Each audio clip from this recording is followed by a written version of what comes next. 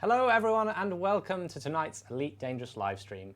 As you may have seen on the forums today and on YouTube, we announced our next interstellar initiative, the Enclave. So if you've heard about that, you can go and check it out, go to the forums or go to this very channel, but don't switch now, because tonight's livestream is a little something different. We're doing our next Discovery Scanner number 5, and tonight I'm joined by 3D artists, Pawel Ptaszynski, got it right I think, and Jordan Clarry. Hey guys, how's it going? Right. All good? Yeah. Nervous? A little nervous? No, it's all fine. Nervous. Not nervous. It's all right. It's going to be a great day. It's going to be... Oh, no. Oh, sorry. That was a Krait joke. That's enough. That's where it stops, though, right? It's no more. If you do have some Krait jokes, do drop them into the chat as well. We'd love to see them. But tonight's live stream is about... we called it Crafting the Krait, but it's sort of how I positioned it, or how you guys positioned it to me was... It was taking the concept of a ship, and how we turn that into something that our commanders out there fly every night, every day. Yeah, it's the best ship. It's the best ship. Is that your favorite? Is it your favorite ship? Definitely, yeah. One of them, yeah, One for of sure. Okay. Okay, guys, we're going to get stuck into this. I'm going to pass it over to you. If you have any questions for Jordan or Pav during the live stream, drop them into the chat as well. We might not be able to answer all of them, but we'll certainly try our best to. And let's take it away. We've got Luke on engineering, so he's going to switch us over right now. Excellent. So here we are, crafting the Krait. This is a Krait Phantom. We're looking at mainly the Krait Mark II tonight. Yep. Cool. It's pretty much the journey from initial designs and ideas all the way to the Krait Mark II and then to the Phantom. So basically I want to outline essentially where we began, where the initial ideas began, and then all the way to the finished product. This is basically from concept to art, and then how everything like audio and gameplay was all incorporated into the ship. So Awesome. We'll start.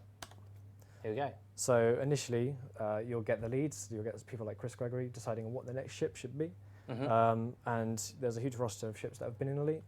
You've got stuff like the Mamba that went in recently, and that was originally a ship that was on the back of the cover of Elite and the manual, and the same went for the Krait. And essentially then we're like, okay, what do we need in the game? What sort of manufacturer needs to be sort of buffed up? Yeah. So we've got those there. We've got exactly, Falcon DeLacy, Core Dynamics, all the others. So Falcon DeLacy for the Krait. Exactly, yeah. And it was about a year and a half ago it went into the game. It was one of the more popular ships, wasn't it, back in the day? It was, yeah, and it still is. Yeah, and we thought we really need to get it in the game, so it was the Krait that was chosen. And there it is. And There's yeah. the original one from 1984. Original wireframe. Yes, and that was used a few times while designing the Krait as well. That was kind of like a huge inspiration. So then we then started with, okay, this is a Falcon DeLacy ship. We need to apply Falcon DeLacy design philosophies to the triangle that we all know. So we start with the shape. We kind of thought, okay, we've got the best inspiration here. We've got all the DeLacy ships. We've got the Cobra. We've got the Viper, and we essentially go, okay, what makes these DeLacy? And as you can see there, you've got the silhouettes. You've got strong structural shape, which is something that the Krait also has. The styling, geometric, but all cobbled together, so you've got sort of panels a bit loose, exposed pipe work. Their purpose is pretty multi-purpose. So yeah, they're adaptable, as it says there. It's quite interesting to see the other ships here. They are all sort of, they are a similar shape if you look at the silhouettes. Yeah, exactly, yeah. It's quite interesting. The same with Anaconda, that's not there, it's just a big triangle essentially. So like, the DeLacy is perfect for that, right? For making the Krait. And then and then we have to like slap on the Elite lived-in universe kind of paint essentially. Everything's sort of a bit scratched up. It's a bit worn. Yeah, and there's exposed wires, and there was a lot of feedback when we first released this about why are there wires everywhere? Because when you buy a new ship, obviously it becomes new, but we want the feel of being in a lived universe, as you say right here. I mean, one of the reasons we did the cables is like. One big thing with aircraft, especially now, is even if you're 1,000 years in the future, it's like everything needs to be easily accessible. Oh, I need to adjust something, jump into the panels. I don't have to unbolt a load of panels. I can just have as easy access, get to the cables, fix what I need to do. It's all about functionality, and that kind of fits what DeLacy is as well. That's awesome to hear, little insights there. Yeah, once again, guys, if you do have questions, we'll try our best to answer them. We might miss them because John and Pav are going to go through all of these awesome stuff as well. So do pop them in the chat and we'll try and get to them. Yeah. So this is essentially the stage, basically, isn't it? It's before the concept even happens. This is basically people theory crafting, like, what's this going to be? And then we, essentially, we basically then give it to our concept artists. Yeah, we're trying to find the silhouette that's gonna define how the final ship gonna look like. Mm-hmm. So there's things like, we think about like, if we're gonna put the engines on the top or on the bottom, do we wanna like break the silhouette with the rear back wings? Mm-hmm. Things like if we how we wanna resolve the cockpit. Exactly, yeah, that was one big thing actually, because a lot of people might realise that, I've noticed that the original Krait actually had essentially its cockpit sort of centred on the top of the ship, and the new one obviously does not have that, it's underslung, and... Thought about doing something different. Yeah, new, there's lots of reasons, like one, we haven't actually got really a proper underslung cockpit. Yeah. We've got stuff on the front and it's protruding out, but this is like a good opportunity to do something like that, and it actually worked well because the Krait Phantom is quite a good explorer ship. One of the best actually, and it pretty much allows you to get a really, really good vision of, especially below you, and that's something that's not many ships are able to do. And I think we'll see it, but it's also the hard points at the side that's the best thing, that drop down, and you can see them in action as you're flying. The best feature. Yeah.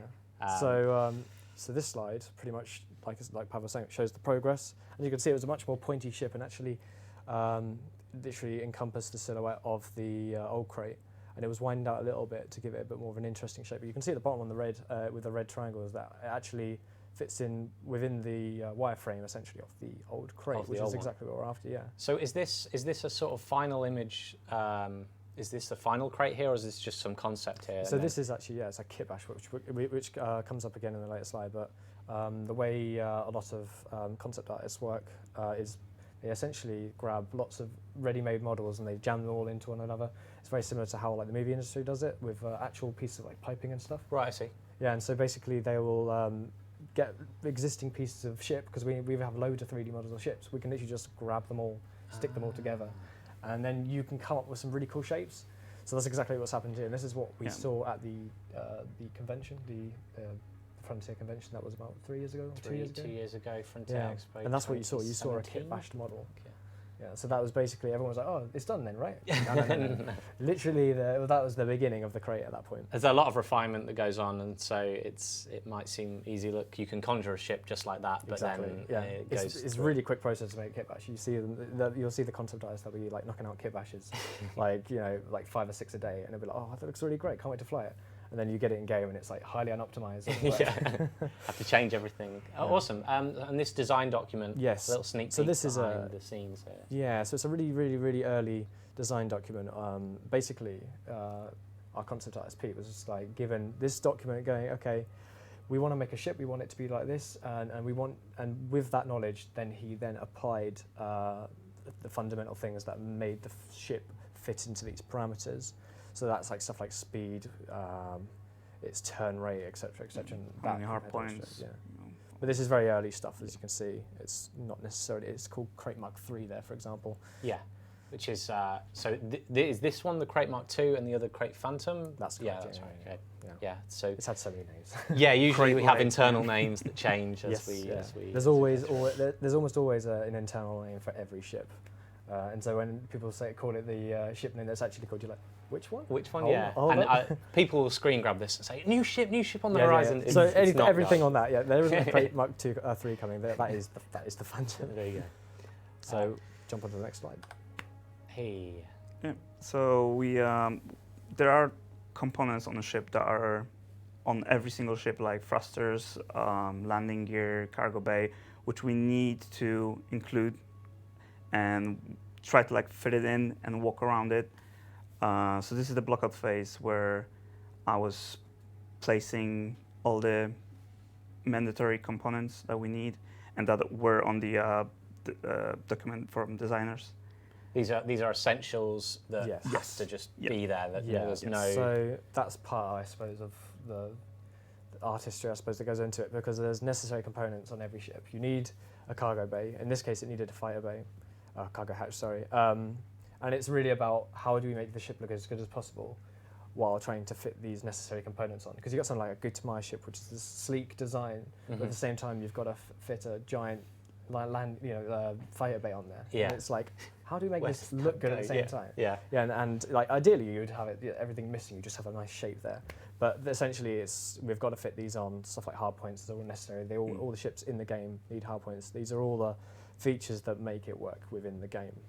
And how far in the stage is this? Because this image at the top looks like a 3D model. Is this still a concept, or is this? This is block office. This is very early. This is where we essentially build this and get it in the game as quickly as possible, so designers can play with it, see how all the hard points, all the placement, how it feels, they design the flight model and everything.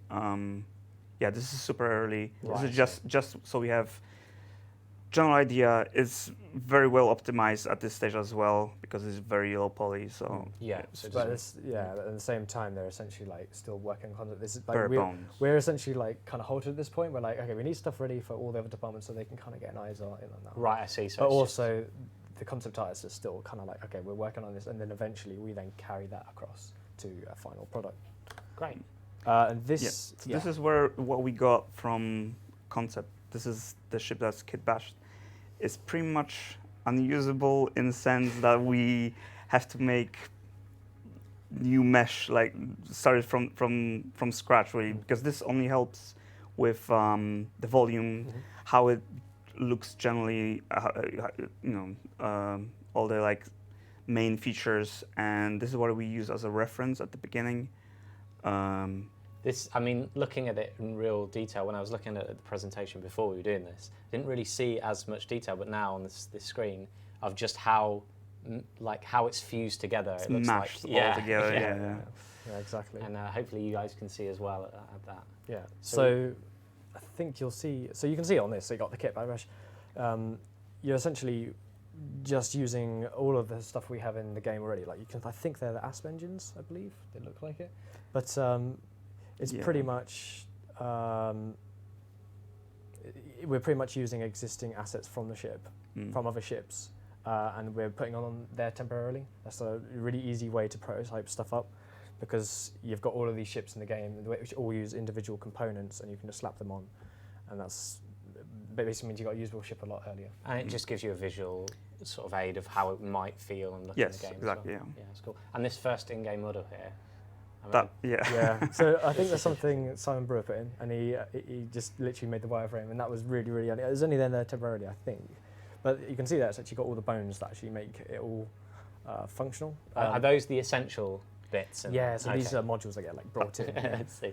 We did it in game, but the placement of it wasn't final. It was just so it has to be there, and we can put it in game and it works. Right, I see. Cool. Yep. Cool. And so this is essentially done by the concept artists still, and they're still busy making the final concept. Right. This is something that comes through from the concept artists, and this is when everything's thought out. So they're thinking out stuff like, you've got your engines there. How much volume would they take up? How would this run into like the front of the ship, and how would this, how would this logically make sense? So we want to make it. Obviously, this is a game, and there is a game asset, but we still want it to make logical sense. We don't want it to be like questions asked aren't being answered here. So that's what they're up to while all this sort of little really early pre-production stuff is going on. They're basically answering questions like. Okay, this is a functional, really, really big ship. Where would the entrances and the exits be? You've got the door at the back there. Yeah. This is like something that's fundamental. It is a designed trait on pretty much every ship in Elite. It really sells the sense of scale. Yeah, so that's something that it's definitely very hard to set a sense of scale in a game that's sci-fi that doesn't have that many recognizable stuff. You're not like flying over today's buildings. You're in space stations that are 6 miles long, for example. Yeah. So trying to make recognizable things like doors and handrails are what's essential. And this is going parallel to what you guys are doing, sort of testing things or designing the ship on the right side, on the side of this. Okay. Yes. That's cool. So it's definitely something that takes quite a lot of time just to get right, and there's a lot of design decisions back and forth, and there's so many concepts to go forward, and come back again with changes. So a lot of revisions yeah. are made and change this or adjust this. Okay. Yeah. And so with the concept made, that means that actually Pawel can then actually go and start making the ship. Start making And this is the concept page for the cockpit. So we've basically, like the early blockout, we've got this really, really early version of the cockpit that's super simple, and it basically demonstrates what we really, really want to achieve. Like we look left and we see a big minigun there. That's something that we were like, okay, that's really cool. And then with the side pod seats, we were like, okay, I want to be able to see the minigun in front of me. I want to be able to see the person to the right of me, or vice versa to the left. And then and the person to the front of me. You want to be able to see all your crewmates essentially. And you've got these really cool sort of drop-down areas, and then this main area, which is the bridge. It's quite unique. It was pretty cool because that was the first ship where you can really appreciate all the detail and animations in these weapons. Yeah, that's one big thing that I really, really liked about the ship is we've got so many weapons and hard points in the game. Yeah. And they've all got their individual animations and stuff. You've got like the, I can't remember now. I can't remember which one it was, but there's weapons that have these really, really extravagant animations that are really cool, and you never get to see them again. Yeah. But then you look left and you see them, and you're like, okay, this is cool. And I think that was one of the selling points of the Krait, to be able to see them. And this came out, I think, with one of the Beyond Chapter 4. I think it might have come before, but when we released the mining, we wanted to show all these new mining modules on the Krait because you could see them from the sides. And I think this is why a lot of people gravitate towards this, especially because you get to see the action unfolding with your own weapons. Yeah. So this is by Pete Spence, these art? So the interior was by Pete Spence, and the exterior is done by himself and Tom Long. So we'll just go forward. So that's the interior cockpit. And this is basically bringing that block out in game. And as you can see, we had the schematic of the old Krait there. And that stayed in the game for a really long time. I think. And it was like nearing release of the ship, like, oh, we've still got the old Krait schematic. We need to probably get rid of that. But yeah, so this is the really, really early block out in game next to Earth. Looking cool. Yeah, it looks nice. I mean, I'm not jumping ahead here when you talk about Earth. I think you've got something else when you show ships. I mean, we briefly went over it about when you've got to a stage where you're happy with the model, you do it in front of Earth. But exactly. I don't want to jump ahead. Yes, that's something So we're going to go. We're going yeah. to come to that. Okay. Yeah, cool. So, yep, interior of the game block out. So it's literally just lifting the concept arts model in, and that also goes for the exterior model. Yeah. So this is, I would say, second stage where I finished the engines, and we were trying to see how the texture's gonna work. Because we weren't decided yet if we're gonna go with a white ship or we're gonna change something. Yeah. And so it was like, this looks pretty cool, and we just stayed with it. And How many iterations had you done at this point? Was this the first time you go, okay, I've committed to this idea and this is how we'd present it, or had it been a... In terms of 3D art? Yeah. I think we start pretty much straight away and we get on with it, and if anything happens, it's like, okay, we'll retrofit a change into it. There's always, which you'll see in a bit, there's always feedback we do with concept artists. You know, if we need something, we can ask them. If we want their feedback, because they're the designer, in their minds they know what they want, and there's maybe something they had to miss on the concept sheets. And then we'll iterate. But generally, it'll just be a pretty much straightforward process after getting the concept. Of course, there's lots of little bits on ships that make it a little bit more complicated than most assets. Yeah. But we will continue with what we start with pretty much. Cool. So yeah, this is the game block out for the exterior. And then then actually we need to start building a proper asset here. So then we actually start making all the more high poly meshes to make this sort of more game ready without any textures, of course. And then we obviously UV that. Which it looks really that complicated. hurts my brain. I don't know what I'm looking at. So basically a UV map is what pretty much any 3D model you've ever seen will use to apply its textures. And an analogy I always use is essentially a 3D model is a cardboard box until you unfold it and lay it down flat. Okay. And that's what the picture's there for, is my I like favourite that. analogy. Yeah. So basically everything that you see there in that square is a part of that asset, and it's been flattened down so we can apply a 2D texture to that. And that's pretty industry standard. We do have multiple channels, as you can see. I've got 2 there. There's actually 3 in total. Are these different textures here? These two. These are basically a canvas ready to be painted by many textures. Okay. So it's a weird process. Really, it's very hard to explain unless you get like stuck in and start using it. It's kind of quite alien to begin with, but it's actually quite simple in general. It's just basically we're ready to paint a texture on individual pieces of the ship. How do you even start that? I mean, it's not good. It's a really ugly process. It's one process I think a lot of 3D artists will look at and go, You just switch your brain off, put music on, and just do it. I mean, the programs you use, what sort of programs do you use to start this UV map? How do you go in? Do you paint on it? I mean, so does it work? basically the modelling software we use is Maya, and that's where we make the 3D model, and this is part of Maya, and this is just the UV tool in Maya. And to start off with, we've just got this huge mess. By default, nothing's UV'd, and you have to go in and unflatten everything individually. But by default, you've just got this huge jumbled up mess, and I should have got a picture of it, and that would have made your eyes hurt more. I think this is enough for me. Yeah. You start playing Tetris with UVs. You're just trying to squeeze as many as you can to get as much as you can from the resolution. Right, I see, and then paint on that. Wow.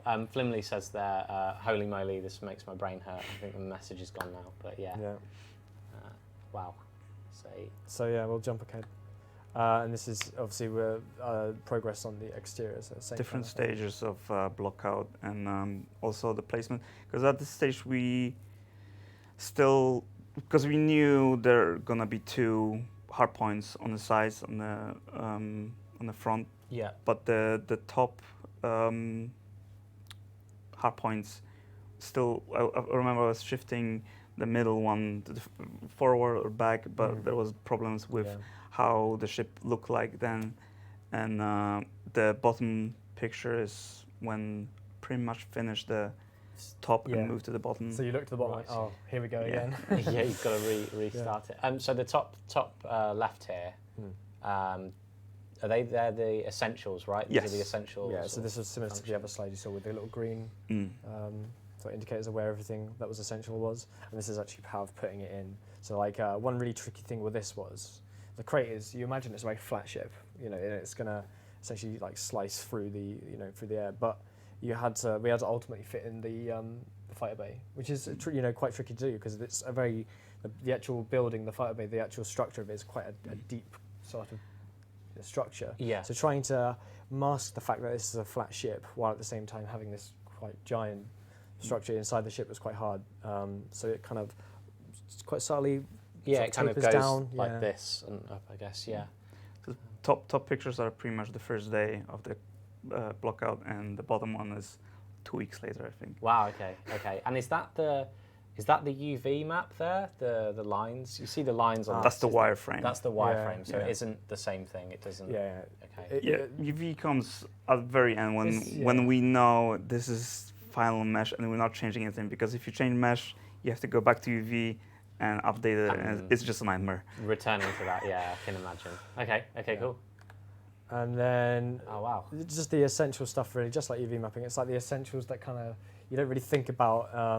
So schematics, that's kind of thing you see in the shipyard spinning about. Shield, the ship needs all bones for like lights, all the different little components as well. There's a lot of things going on. There's like the heat vents. They need to animate as well, so they have to be set up properly for this. All the nameplates, decals, everything. And these little marks here, is this where it's? These are all bones. So these are individual bones that allocate a specific function. For example, it could be a light, it could be a thruster, it could be a decal, it could be so many things, And most of the time I think it's lights, isn't it? Yes, most of the time. Yeah. These shields look amazing. Yeah, they're cool. And then, just again, you got the hit check. So like any sort of asset in a game that requires interaction, it's got a hit check. And Elite's hit checks for their ships are quite accurate. They're very detailed. So it means that you're not going to like just get some weird shot of a gun that's going to like float through it. It's pretty close to the hull of the ship, which means more accuracy essentially. And is this what this red model is here? Yeah, that's basically rendered all the time. There's many things in the game that are rendered all the time that you'll never ever see because they're there to serve a function. It kind of looks like a blockout, but it has to be way more optimized than actual mesh, because this is what's heavy for the game engine. Yeah. Like this is all the physics, and that's why we have to make hit check at all, because otherwise we would just leave the mesh how it is, but that would be very expensive for the game engine, and the game wouldn't run. And when we say expensive, it's sort of the demand on the memory. Yes, exactly. Yeah. Hitchhiker's one of the things you've got to be really careful with. Okay, this slide here is basically, it's got the feedback on the Mamba on it, but it's a good representation of what sort of happens. As we're modelling, we literally sit opposite our concept artists, and we'll be sending stuff, he'll be sending stuff back and go, okay, this, change that. Something here is not looking quite right, because they ultimately know what they want to do. So it's like it's a good time at this point when you're modelling it.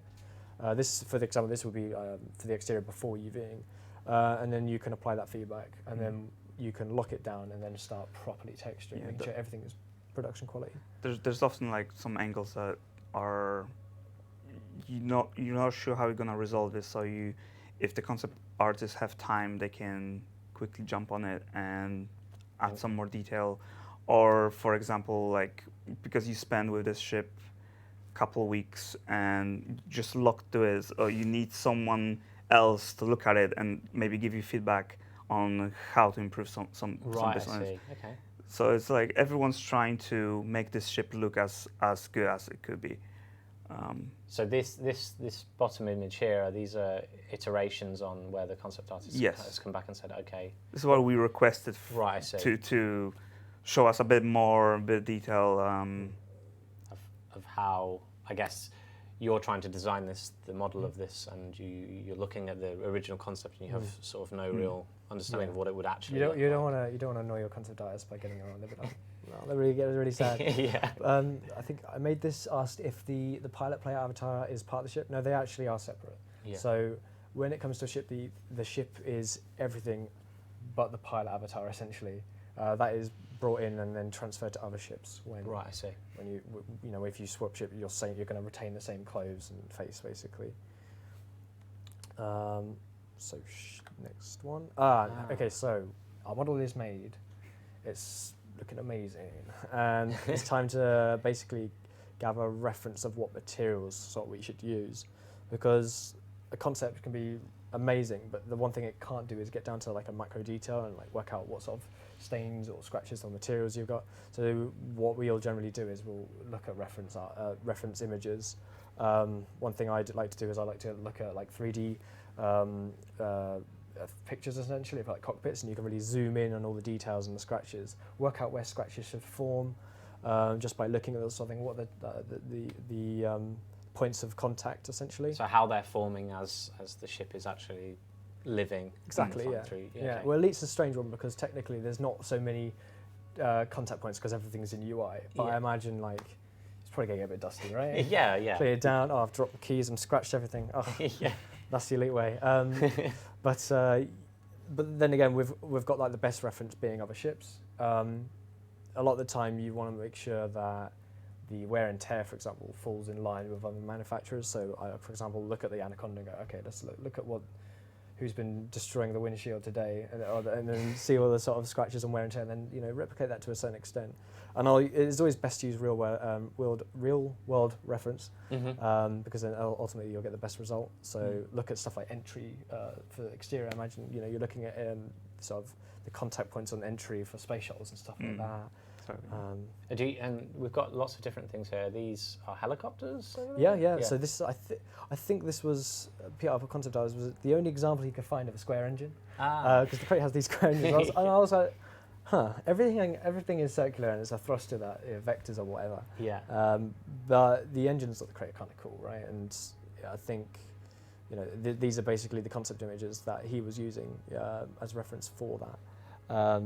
And the top two, for example, are cockpit interiors, and then you've got like a military aircraft there, and there's all the exposed sort of stuff. Just like I was saying earlier, you've got all these easy to access, customizable things that you can repair or adjust really quickly, and that's something we want to get with the Krait. You can imagine you could stand up in the Krait and fix something really quickly. Sort of it's not like this. It's not like an Apple iPhone. If you touch it, you're going to have to spend ages and loads of money, getting it fixed. And then also looking at the other ships here as well.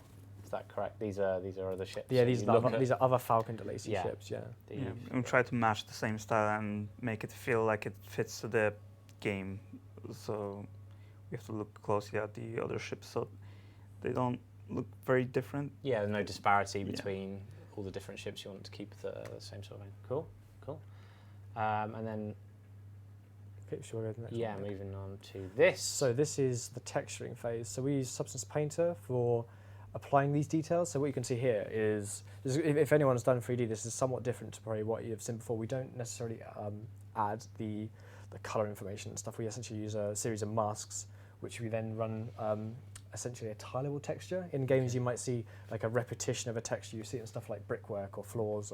We essentially have to do the same thing because a cockpit and the exterior, because it's so big, is generally considered somewhat like an environment in most games. So we have to be quite cautious with the amount of textures we use. By using essentially like a bespoke texture is what we call it, it would become very, very expensive very, very quickly. So essentially we use cheap black and white masks to allow us to get a nice high res sort of finish to everything. So it's like layered on, like there's several layers here. So in this is my favourite the video. sort of smiley of face. Yeah, so that's basically demonstrating what substance is, because for quite a long time 3D was all done in Photoshop, and this has been a kind of a generational leap. You essentially paint the details on like you would like an Airfix model or a Warhammer model. Right, I see. You have your 3D model there and you rotate around it, paint little scratches in, you work out what you want to do where. And essentially what we're after is a mask where we can apply the scratches to. And then in the bottom right corner you've got your ambient occlusion, which is basically defines where shadows are. Right, I see. And where light should and shouldn't appropriate. And so at the top you can see, I've kind of thought, okay, where are the scratches going to be? You know, probably go on edges. That's generally where scratches are. Someone's given a good kick as they've got up from their seat. And then let the valet, you know, ruin the ship is left. Yeah. You might not be able to answer this, but how long does this process take of texturing the internal? It can completely depend on what ship you're doing. For example, the Krait, being a medium ship, has actually got quite big interior. And then you look at something like a Sidewinder, it's got a really, really tight, small interior. But generally, you can use stuff. What we do is we use like generators and stuff, and that kind of like does a wholesale apply of something, and then we go in and edit stuff. I would say it would take about 3 days, but then again, you might look at it after you've made it and go, oh, I've scratched it up too much, or I've scratched it up too little. So you need to revisit it. So revisit it, and for us, it's more like we're happy when it's right. Yeah. When it's right, then we can go forward. You know. It's not like a really heavy, like you've got to get this done. Yeah, sure, you know? Sure. But and this is essentially it's on the Mamba, but you'll get the idea here. It's essentially these are just individual layers that are applied to this map. Yeah. And this is Mamba, by the way. Yeah, it's the Mamba. The idea. And these are all the layers then. Oh my. Starts to get its definition. Yeah. There you go. And then you kind of have your final mask result. And each of those is an individual layer that's just layered over and over and over. So you do one. Yep. So there's basically like layers in Photoshop essentially, or you know, and I'm like, okay, I'll do the scratches now. I'll do the where moisture is gathered, or oil, or dust, you know, stuff like that basically. So if you mess up one, you can quickly change it. And it's the same with the exterior. Like there's a scratch map, dirt map, and while making it, we have to think where the dirt will gather, how it look like. For example, it's part of a 3D artist job to think about if it, let's say, it flies on a dusty planet, like how it all gathered on it. Same with scratches. These textures pretty much have to be handmade, painted. So because we have to think about where and how it would, you know, damage and where it would gather. We have quite a bespoke process, so it's like the masks are making. So it's not like the painter was very much made for making very bespoke textures. So it's sort of a unique process we have here. Yeah, it's a mix. Like all the generators, they help, but most of the time we spend on like fine tuning it by hand. And you can see there, it's just a selection of some of the maps that I use. So these are all used in the final Krait. Is this the top left? The top left bit, and then the bottom bit is like some of the decals and stuff. And luckily for the Krait, it's like a big flat surface. You can imagine all the dust just gets stuck on the top. Yeah. But one cool thing about the ships in League, obviously, is like over time you start scratching all your ship up. Yeah. Which you see here. So this is like literally our scratch maps in action. builds around the crevices. Yeah. And you definitely focus on like where would the scratches go and what direction they would And form. test it all the time in game to see how it grows, because the tricky thing with this is we create only one texture for scratches and dirt map, and we have to see how it behaves in game engine. So that's the bit where we have to think about how the black and white, how it gradient, and how it then works in game.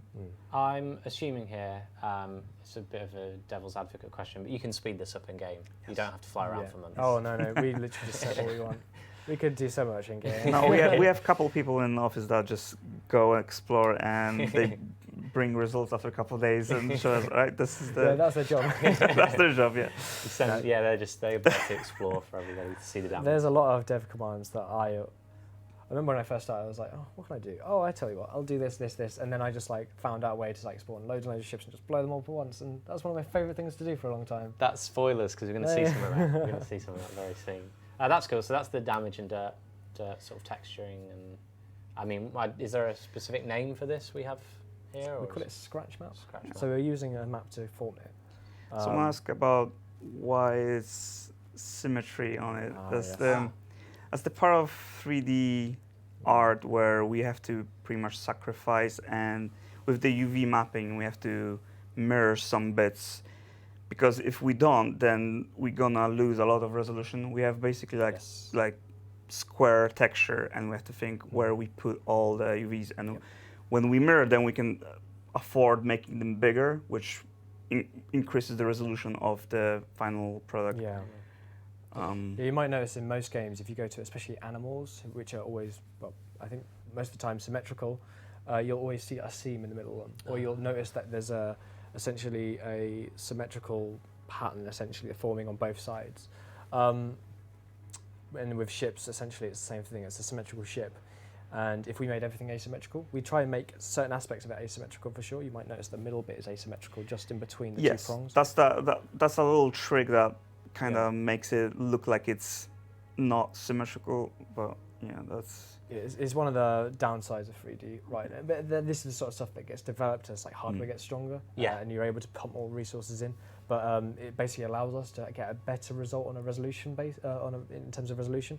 But ultimately, you will see symmetry, and we do try hard to actually make sure that's kind of hidden to a certain extent. We'll never get like a massive streak running over the crate, for example, because that would then appear on both sides. That's also the part of like UV unwrapping. Like you have to think about it and where you can do the mirroring out and where it's better to not to, because it could look too obvious. Right, I see.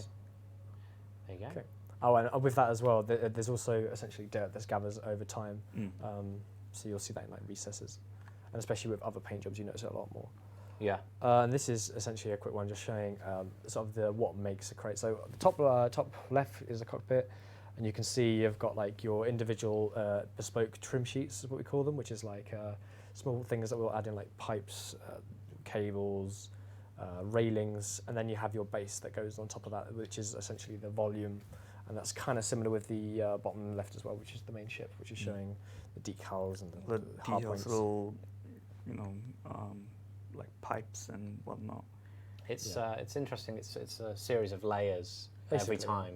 Not the entire model, but it seems to be quite a lot of the time adding layers of things. It's not one big object. It's just a lot of pieces that will have to work together. It also allows it to be quite easy for us to work with as well. If you're working with something that's literally all combined, it's a real pain. So actually separating things off means that you can get your head around it as you work on it.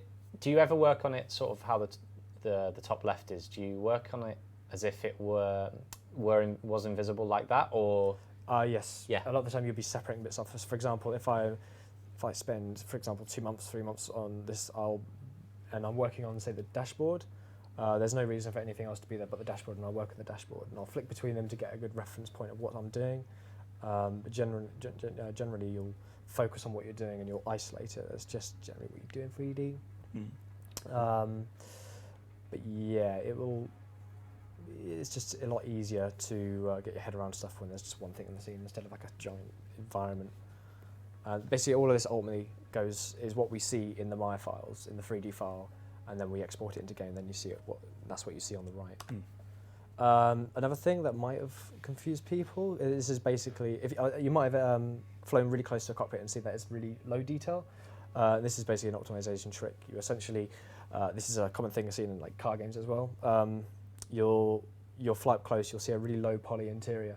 And when you're looking at another commander ship, you'll only ever be rendering the exterior and the low poly interior. If you are rendering the high poly interior, what we see there, that's a huge performance This is impact. the bottom right one. Yeah, exactly, yeah.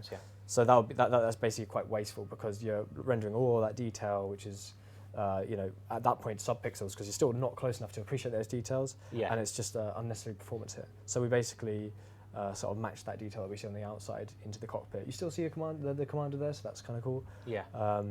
But basically we then take a snapshot essentially of the textures, like an amalgam texture, and then we apply it as one texture onto a low poly interior, and that's what you see there.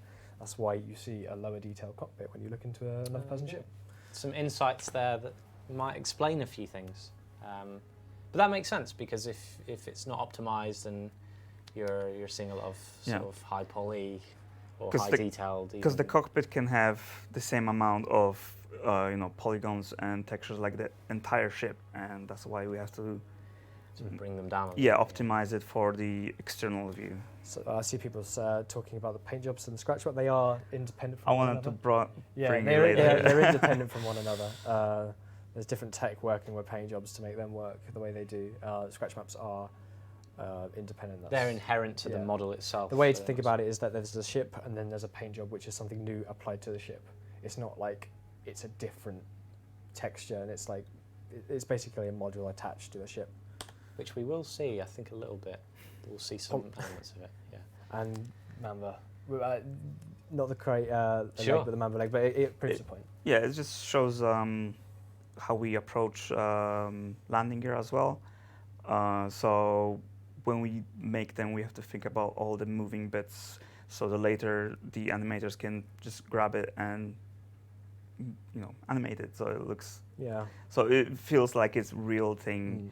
And this sort of falls into like the planning that you have to do really early on. You have to make sure that we account for these voids in the ship, essentially, where the landing gear needs to fit into.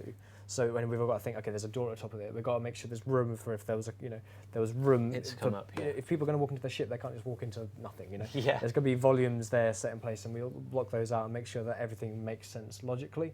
This will go for hardpoints. Hardpoints will go into like a storage bay, and they won't get in the way of other things. Like I was saying about the fighter bay, that makes sense logically. Where the ship is, So you won't have this weird. Yeah, as a 3D artist, as a 3D artist, you have to think how it would work theoretically. Sorry. Yeah, theoretically. Yes, yeah, that's the word. Yeah.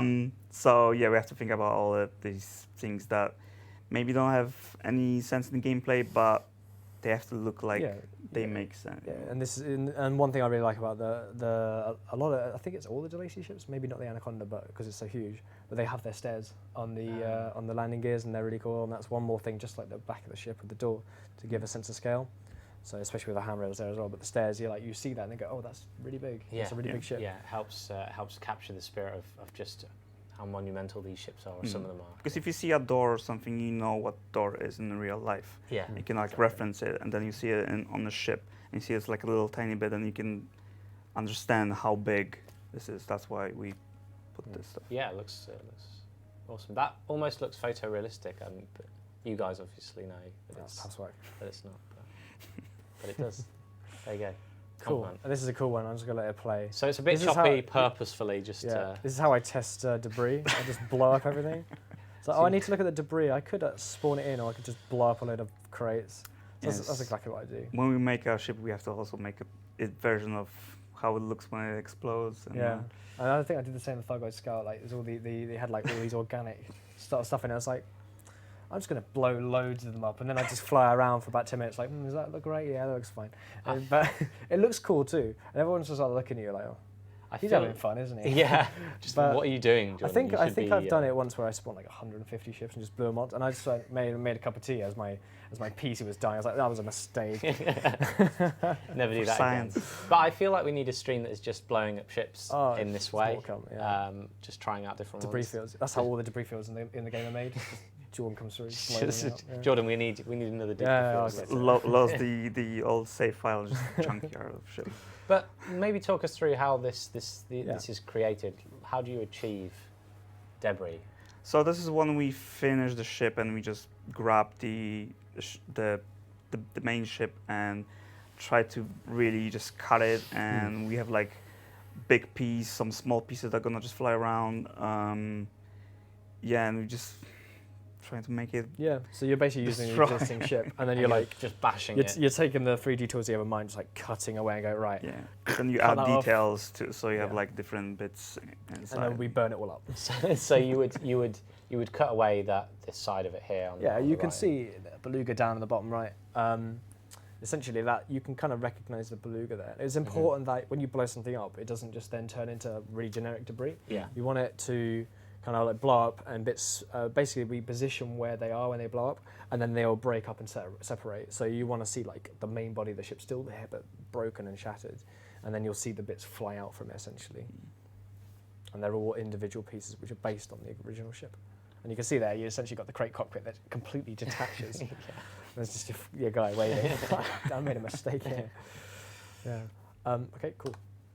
And this is the Earth stuff that This we is were talking about. mentioned earlier. It's basically for the longest time, I think, because Earth's been in the game for a long time. I think every artist has been using, pretty much every artist, all the artists I've met who are working on Elite, they've used Earth as a basis for their lighting, because it's got this really nice, what we call a cube map, which is like a reflection map that gets bounced around.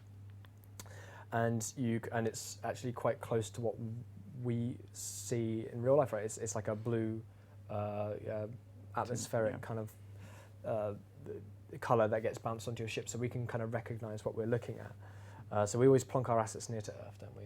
And we then inspect it there. And this is also where we put all the different lights and see how it look when it's dark. Yeah.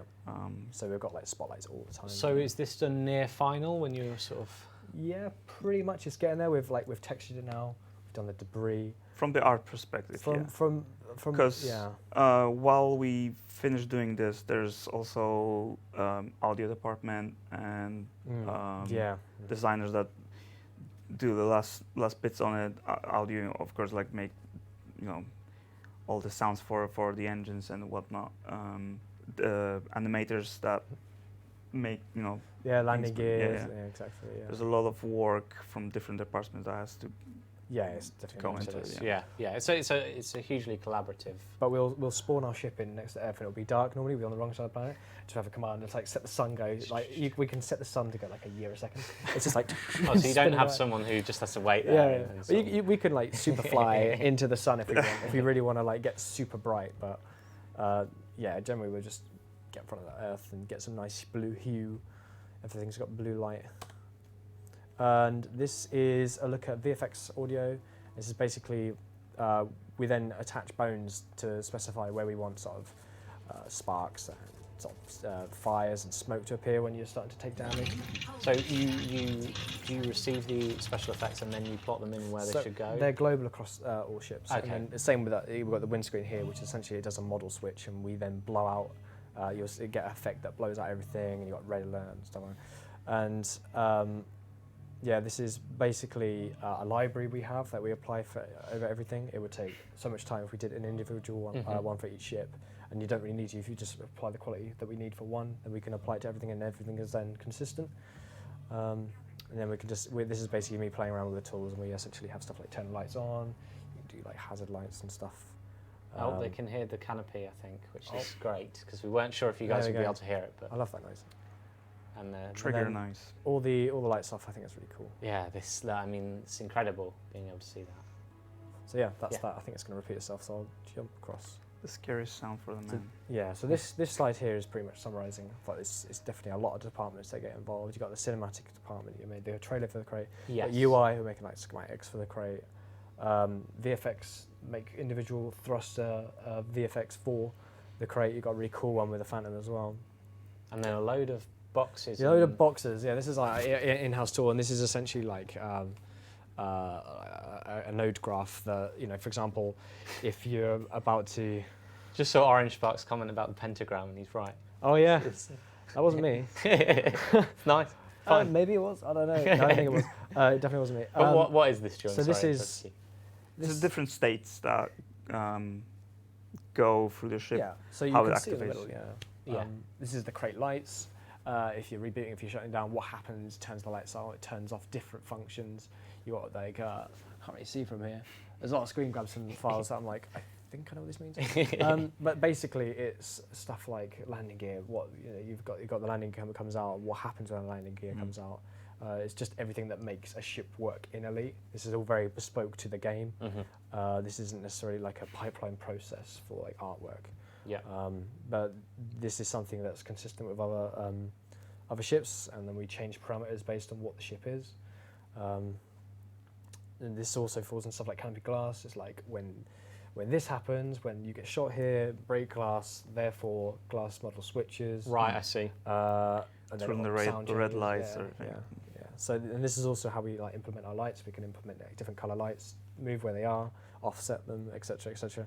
It's all just basically our in-house tools. And this is basically all other departments working on their own little thing. Collaborating, yeah. Exactly. That's Yeah. true, And it's all in-house, the same tool, so everyone kind of understands it.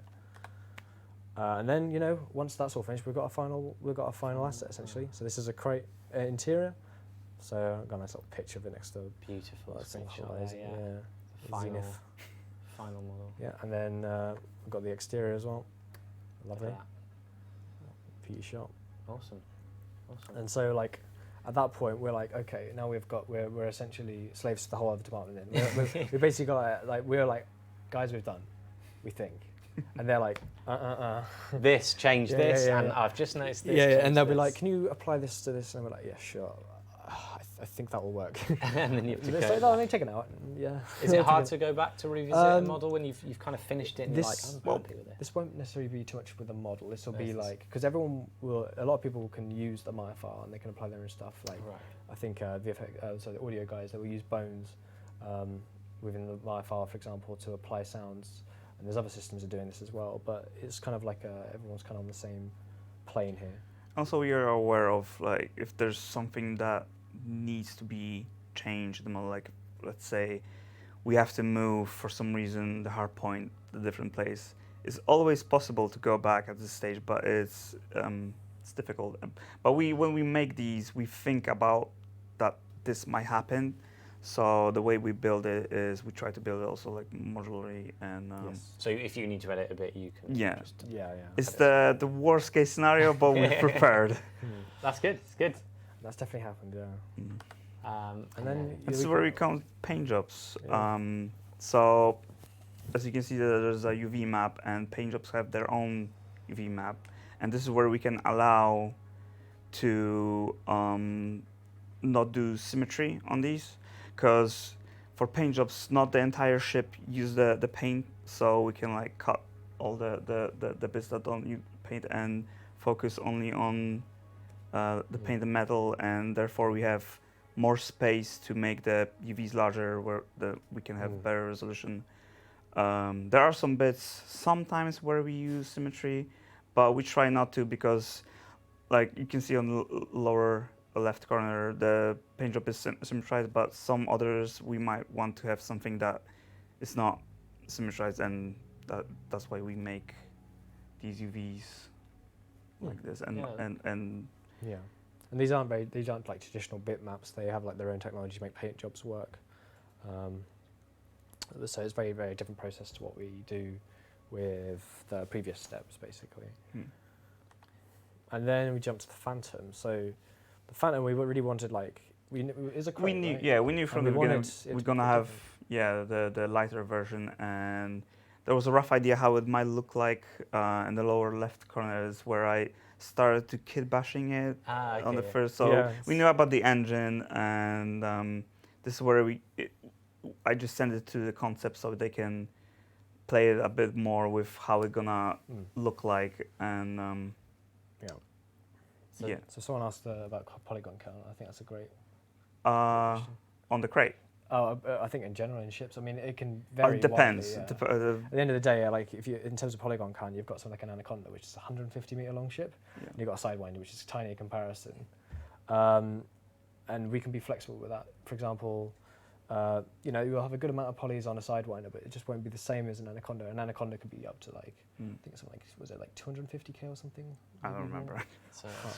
So then you'll have ships that are like Gutamaya, which are smooth, and you just need more polys there to achieve that smoother look to it.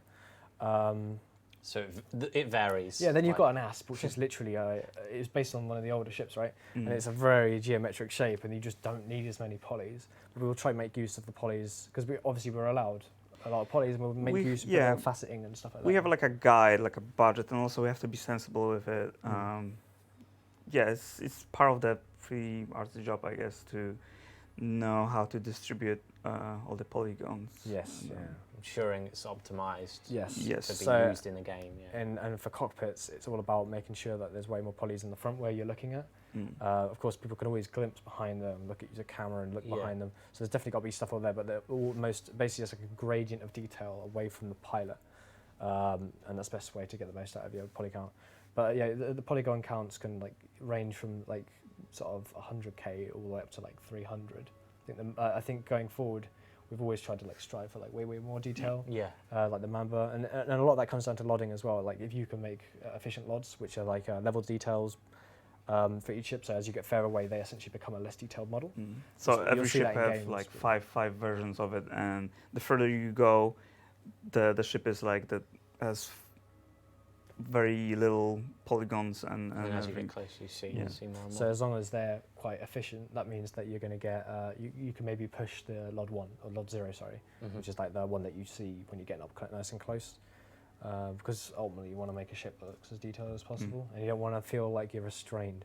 Yeah, sure, but still needs to be able still, to. At the end of the day, it's still a game. It's not a movie in where you can just throw 5 million polygons and go, we'll add 5 million more, you know. So yeah, but I think we're able to achieve quite a good result. We're not highly constrained with poly count, because at the end of the day as well, like Elite is like a lot of the time you're flying and there's like nothing else around. It's like, well, we might as well put more on the ship. You know, you're like flying around in empty space.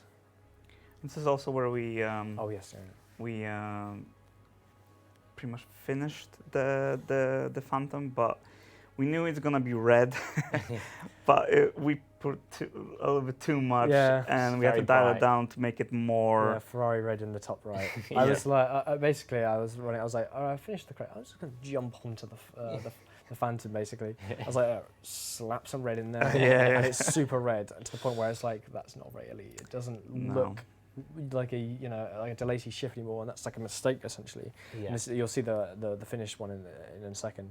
But yeah, you can see that we essentially were like, let's make this super red. It's still the same shape, but we had to bring it back a bit, and that's what you get here. So we actually brought it back, made it a bit more elite-y. Yeah. If that makes sense. Elite-y, I think. I think everyone watching will surely know what you mean by that. But like one thing we really wanted to do was we wanted to make, because essentially like this is the idea would be like when a car manufacturer makes a car, they make a range of cars, and we really wanted to make sure that this wasn't really similar to the Krait. It's definitely different enough, but it still fits that Krait character essentially.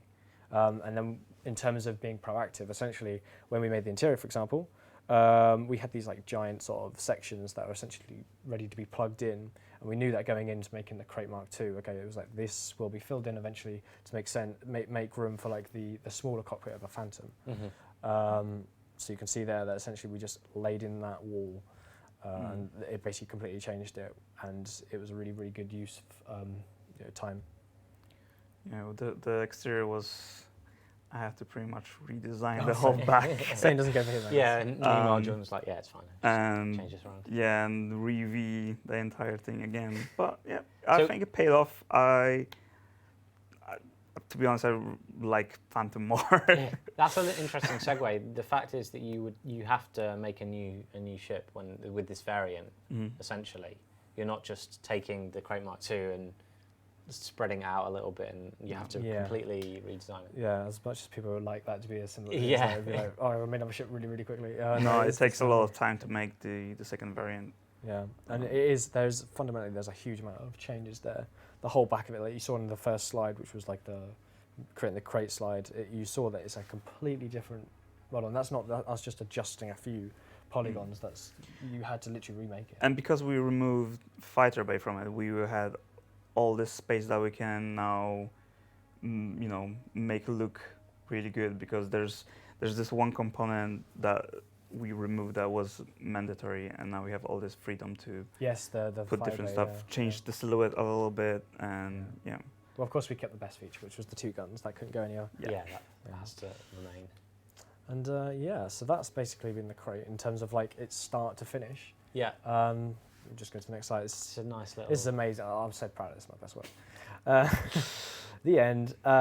This is every ship blowing up at once. This is I really beautiful. think we need to revisit this and do a stream where we're just blowing up ships and having fun and looking just get at it. really powerful pieces Yeah. and just load them See all how up. far we can take it. To But this is the culmination of our works. Oh, Everything my. is blown up around us. Yeah. I'm like, it seems to be it's running mesmerising. okay. It's Like, mesmerising, isn't it? Yeah. Like, we don't have to say anything. Here they just go, watch they're it. the other ones. The big one's eventually going, oh no. I think there's a little eagle in the middle you can see just above the end. Yeah. That's amazing. There you go. So that's kind of, I hope people have had some insights into sort of how we go about creating from a mere concept, from a drawing from 1984 thereabouts, to creating or recreating and putting it into the game. Jordan, Pawel, thanks so much for joining tonight. I hope you've enjoyed yourselves. I hope everyone out there has enjoyed themselves. So as I mentioned at the start of the video, we have detailed our next Interstellar Initiative, and we'll be talking about that on Monday, on Monday's live stream, as well as reading all of your feedback as well. And this has been Discovery Scanner number 5. Sounds like the start of a song. But once again, thank you guys for showing us some insights into the Krait. We'll let you get back to designing more and all the great work that you do. Thank you very much. Thank you. Thanks for having us. See you later, everyone. We'll be back next week on Monday. What day are we on? Thursday. Yeah, another day, I'm afraid. We'll be back on Monday. Yeah, thank you, everybody, and have a great time out there in the black.